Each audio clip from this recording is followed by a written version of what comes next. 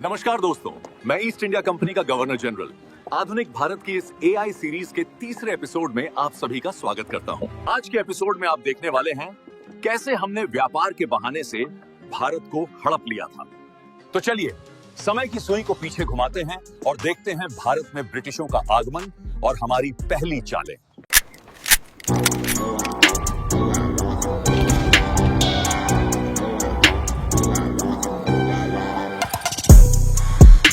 This territory is under French influence.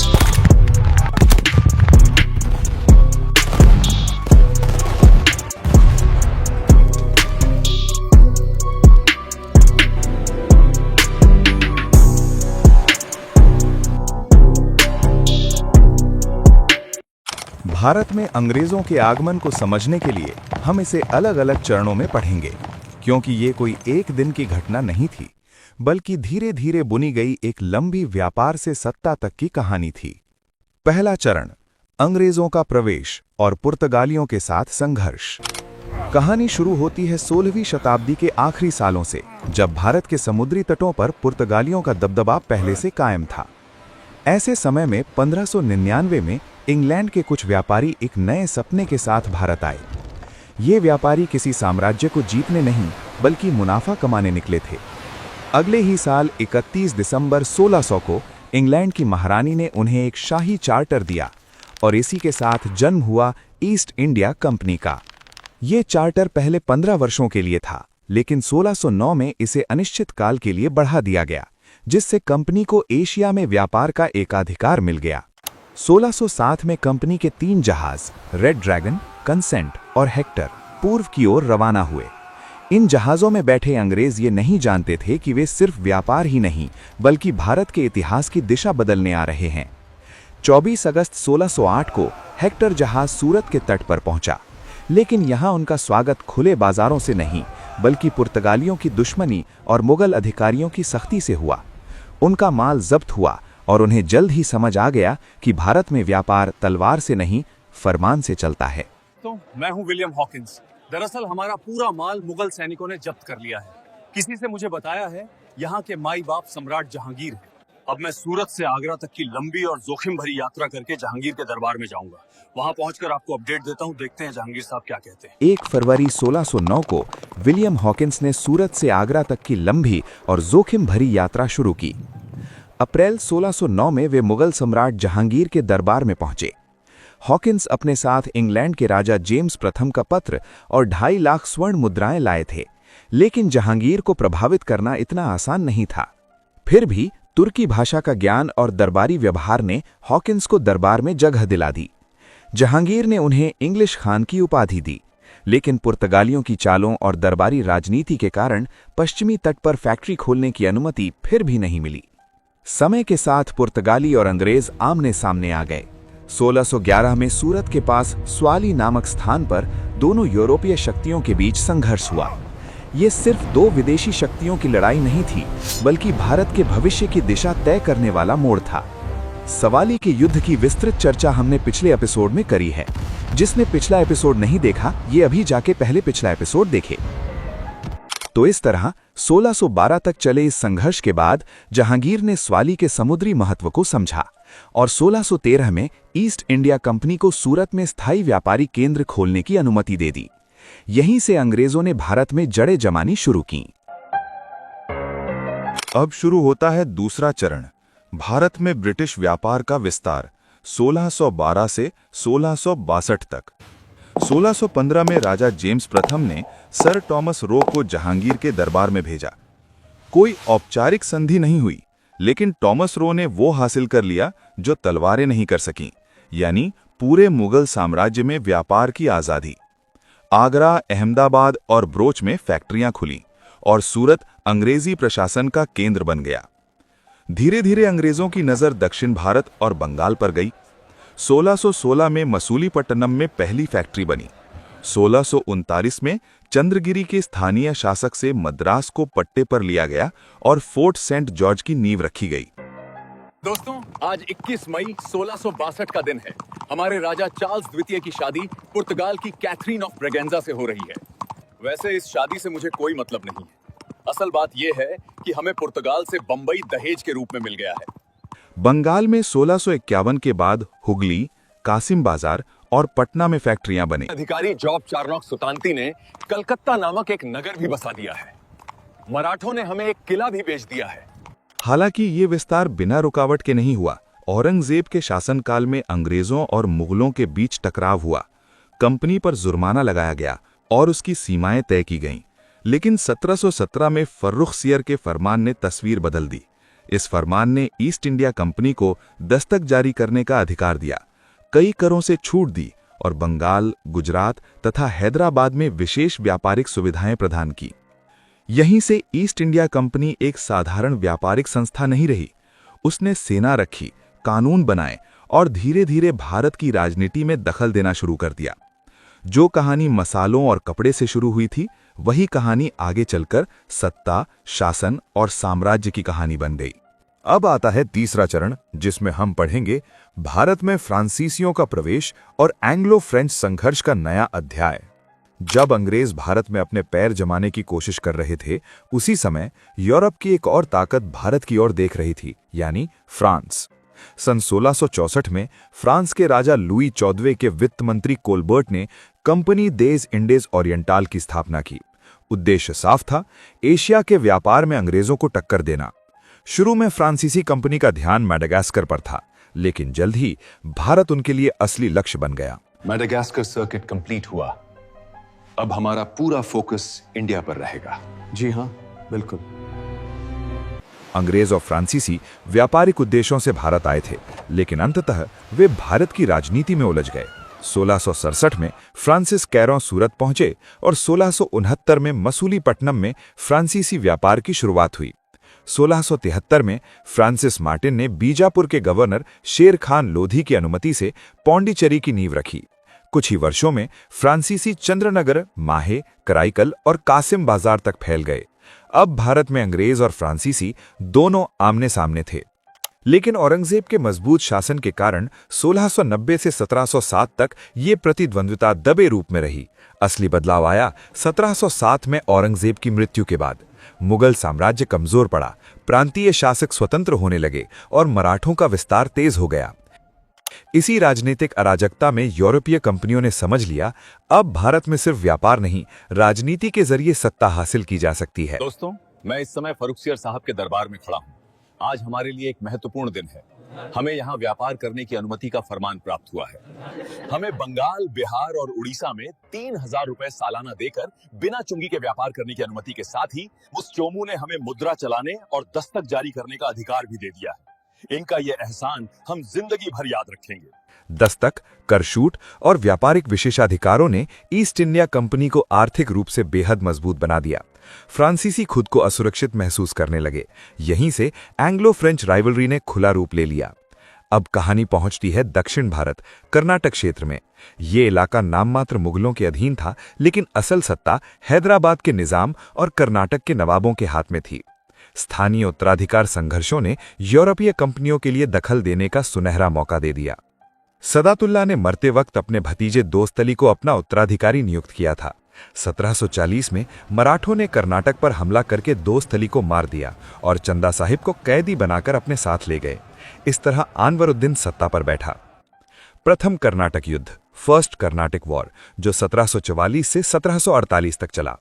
आइए पहले इस युद्ध के पीछे सबसे बड़े कारण यानी ऑस्ट्रियाई उत्तराधिकार के युद्ध को समझते हैं। 1740 और 1748 के बीच यूरोप की अधिकांश महाशक्तियां मारिया थेरेसा के ऑस्ट्रियाई हैब्सबर्ग ताज के उत्तराधिकार के प्रश्न के कारण उत्पन्न संघर्ष में शामिल हैं। इस युद्ध में पूरा यूरोप शामिल है, जिसमें फ्रांस, प्रशिया, स्पेन, बवेरिया और सैक्सोनी ऑस्ट्रिया और ब्रिटेन के खिलाफ एकजुट हैं। पहला सिलेशियन युद्ध यानी 1740 से 42 तक और दूसरा सिलेशियन युद्ध ऑस्ट्रिया और प्रशिया के इर्द गिर्द केंद्रित है। तीसरा युद्ध भारत और उत्तरी अमेरिका में औपनिवेशिक क्षेत्रों को लेकर फ्रांस और ब्रिटेन के बीच जारी संघर्ष पर केंद्रित है। ये युद्ध अक्टूबर 1748 में हस्ताक्षरित एक्स-ला चैपेल की शांति संधि के साथ समाप्त हुआ। आइए अब भारत में हुए घटनाक्रम को समझते हैं। भारत में अपनी अपेक्षाकृत कमजोर स्थिति से अवगत फ्रांस ने भारत में शत्रुता का विस्तार करने का पक्ष नहीं लिया।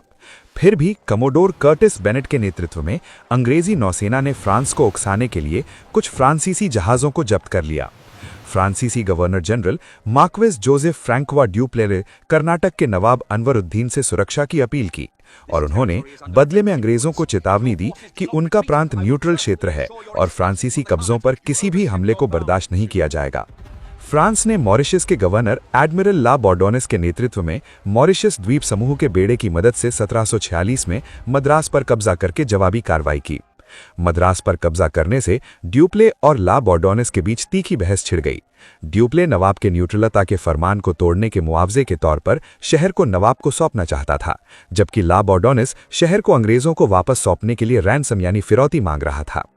ये विवाद अक्टूबर तक चलता रहा और अंततः अनवरुद्दीन ने हस्तक्षेप करने का निर्णय लिया। उन्होंने अपने बेटे महफूज खान की कमान में 1000 सैनिकों की एक सेना मद्रास में फ्रांसीसियों को घेरने के लिए भेजी। ये लड़ाई को सेंट थॉमे की लड़ाई कहा जाता है। फ्रांसीसियों की तरफ से कप्तान पैराडाइस अपने 230 यूरोपियन सैनिकों और 700 हिंदी सैनिकों का नेतृत्व कर रहे थे। सेंट थॉमे की लड़ाई में कम संख्या होने के बावजूद अनुशासित फ्रांसीसी सेना ने नवाब की बड़ी सेना को भी हरा दिया। फ्रांसीसी गवर्नर ड्यूप्ले ने रॉबर्ट क्लाइव को बंदी बनाकर सेंट जॉर्ज पर भी कब्जा कर लिया। यह पहली बार था जब भारत ने देखा कि यूरोपीय मिलिट्री डिसिप्लिन संख्या से ज्यादा ताकतवर हो सकता है। प्रथम कर्नाटक युद्ध 1748 में एक्सला चैपल की संधि पर हस्ताक्षर के साथ समाप्त हुआ, जिससे ऑस्ट्रियाई उत्तराधिकार युद्ध का अंत हुआ। इस संधि के तहत फ्रांस ऑस्ट्रियाई नेदरलैंड्स को छोड़ने और लुइसबर्ग के बदले भारत में मद्रास को ब्रिटेन को वापस देने पर सहमत हुआ। दोस्तों, मैं हूं अंग्रेजों का जानी दुश्मन डुप्ले। पहले कार्नेटिक युद्ध में तो मैंने उस बच्चे रॉबर्ट क्लाइव और उसकी सेना की बैंड बजा दी है। इस तरह ड्यूप्ले ने एक बात समझ ली, भारत में असली ताकत स्थानीय राजनीति में हस्तक्षेप से मिलेगी। यहीं से अगली और कहीं ज्यादा निर्णायक लड़ाई की नींव पड़ी। अब आगे के घटनाक्रमों को समझिए। 1748 में चंदा साहिब को मराठों ने छोड़ दिया था, जिसके कारण कर्नाटक में भी सत्ता संघर्ष शुरू हो गया। इसके समांतर ही 1748 में दक्कन के मुगल गवर्नर और हैदराबाद के अर्ध स्वतंत्र नवाब निजामुल मुल्क का निधन हो गया। उनके पद के उत्तराधिकार को लेकर विवाद हुआ और जल्द ही ब्रिटिश और फ्रांसीसी भी उम्मीदवारों के बीच चल रही लड़ाई में घसीटे गए। हैदराबाद में निजाम के पुत्र नासिर जंग के हैदराबाद के सिंहासन पर बैठने का नवाब के पोते मुजफ्फर जंग ने विरोध किया, जिसने यह दावा करते हुए सिंहासन पर अपना अधिकार जताया कि मुगल सम्राट ने उसे हैदराबाद का राज्यपाल नियुक्त किया था। दक्षिण की ओर कर्नाटक के नवाब पद के लिए 2 उम्मीदवार थे, एक अनवरुद्दीन, दूसरे चंदा साहिब। द्वितीय कर्नाटक युद्ध, सेकेंड कर्नाटक वॉर 1749 से 1754 तक। हैदराबाद में फ्रांसीसी ने मुजफ्फर जंग और कर्नाटक में चंदा साहिब का समर्थन किया, जबकि अंग्रेजों ने नासिर जंग और अनवरुद्दीन के पुत्र मोहम्मद अली का समर्थन किया। शुरुआत में फ्रांसीसी भारी पड़े। ड्यूप्ले के संरक्षण में फ्रांसीसी अधिकारी बुस्सी ने हैदराबाद में जबरदस्त प्रभाव बना लिया। फ्रांसीसी शक्ति अपने चरम पर थी। 1749 में अंबूर यानी कि वेल्लोर के पास की लड़ाई में मुजफ्फर जंग, चंदा साहिब और फ्रांसीसियों की संयुक्त सेनाओं ने अनवरुद्दीन को पराजित कर मार डाला। नवाब युद्ध के शुरुआती दौर में ही मारे गए और अपने पीछे नवाब पद का दावा करने के लिए अपने बेटे मोहम्मद अली को छोड़ गए। मुजफ्फर जंग को हैदराबाद का निजाम और दक्कन का सूबेदार बनाया गया और ड्यूप्लेक्स को कृष्णा नदी के दक्षिण में स्थित सभी मुगल क्षेत्रों का गवर्नर नियुक्त किया गया। दोस्तों, पुडुचेरी के निकट के क्षेत्र और उड़ीसा तट के कुछ क्षेत्र, जिनमें मसूलीपट्टनम भी शामिल हैं, अब हमारे नियंत्रण में हैं। हालांकि कुछ महीनों बाद मुजफ्फर जंग की हत्या कर दी गई और फ्रांसीसियों ने मुजफ्फर के चाचा सलाबत जंग को नया निजाम बना दिया। लेकिन 1751 में दृश्य बदल गया। एक युवा अंग्रेज अधिकारी मैदान में उतरा, रॉबर्ट क्लाइव। जब फ्रांसीसी और चंदा साहिब त्रिचुनोपल्ली पर ध्यान लगाए बैठे थे, क्लाइव ने एक साहसिक चाल चली। सिर्फ 200 यूरोपीय और 300 भारतीय सैनिकों के साथ उसने आरकोट पर हमला कर दिया। संख्या में 40 गुना कम होने के बावजूद क्लाइव ने आरकोट की घेराबंदी झेली, चंदा साहिब को कावेरी पाक्कम में हराया और युद्ध का रुख पलट दिया। 1752 चंदा साहिब को मोहम्मद अली द्वारा फांसी दे दी गई। मोहम्मद अली कर्नाटक का नवाब बना और फ्रांसीसी प्रभाव बिखरने लगा। ड्यूप्ले की नीति से हुए भारी वित्तीय नुकसान से नाराज फ्रांसीसी अधिकारियों ने 1754 में उन्हें वापस बुलाने का फैसला किया। यह फ्रांस की सबसे बड़ी रणनीतिक भूलों में से एक थी। चार्ल्स रॉबर्ट गोडेहू ने ड्यूप्लेक्स के बाद भारत में फ्रांसीसी गवर्नर जनरल का पद संभाला।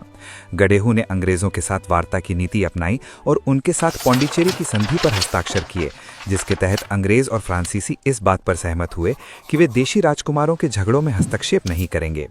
इसके अलावा संधि के समय प्रत्येक पक्ष के पास वास्तव में जो क्षेत्र थे वही उनके कब्जे में बने रहे। इस तरह इस युद्ध के बाद यह स्पष्ट हो गया कि यूरोपीय सफलता के लिए भारतीय सत्ता का समर्थन अब आवश्यक नहीं रह गया था, बल्कि भारतीय सत्ता स्वयं यूरोपीय समर्थन पर निर्भर होती जा रही थी। तीसरा कर्नाटक युद्ध या वांडीवाश का युद्ध, थर्ड कर्नाटिक वॉर, 1756 से 1763 तक।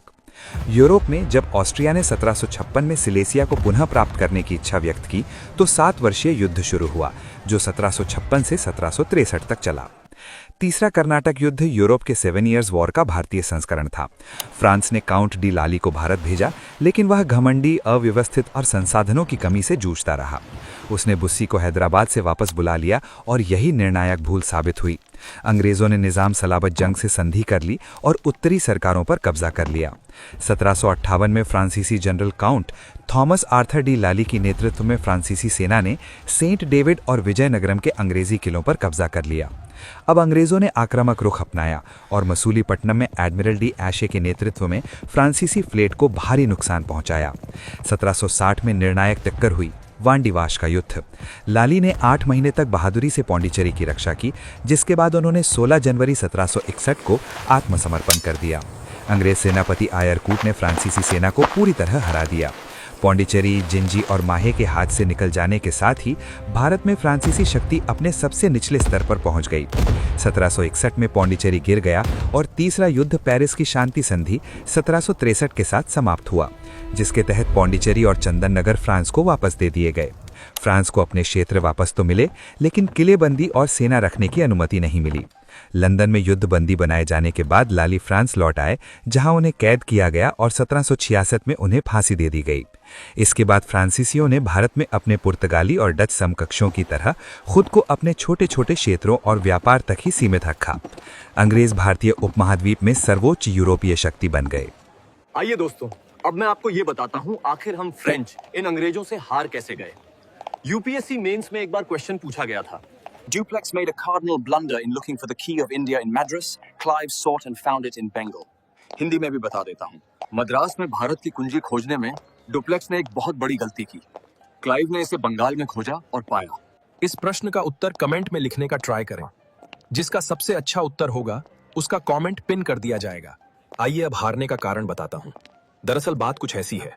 हमारी कंपनी पूरी तरह फ्रांस के राजा और दरबार पर निर्भर थी, जिससे भारत में बैठे अधिकारियों को स्वतंत्र निर्णय लेने की आजादी नहीं मिलती थी। जबकि अंग्रेजी ईस्ट इंडिया कंपनी एक व्यावसायिक संस्था थी जो मुनाफे और विस्तार के आधार पर तुरंत फैसले ले सकती थी। हमारी फ्रांस की सरकार ने डुप्ले को वापस बुलाया, जिससे फ्रांसीसी रणनीति पूरी तरह बिखर गई। इसके साथ ही फ्रांस की नौसैनिक शक्ति कमजोर थी, जिस कारण वो भारत में समय पर सैनिक, धन और हथियार नहीं पहुंचा सका। जबकि अंग्रेजों के पास मजबूत नौसेना थी और वे समुद्री मार्गों पर नियंत्रण रखते थे। फ्रांस का ध्यान मुख्य रूप से यूरोप के युद्धों पर था और भारत उसके लिए द्वितीय क्षेत्र बना रहा, जबकि अंग्रेजों ने बंगाल जैसे समृद्ध प्रांत को अपना शक्ति केंद्र बना लिया और वहीं से पूरे भारत में विस्तार किया।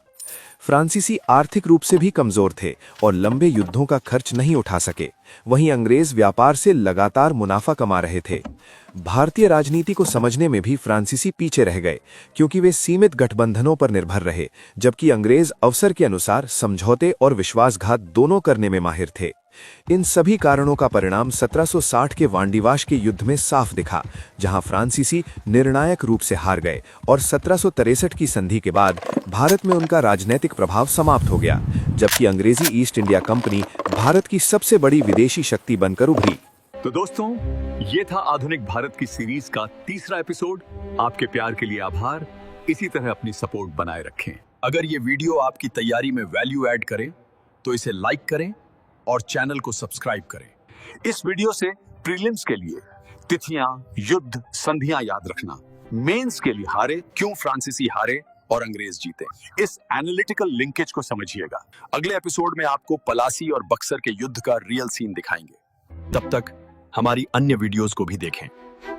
तो चलिए, आपके कमेंट्स का इंतजार रहेगा।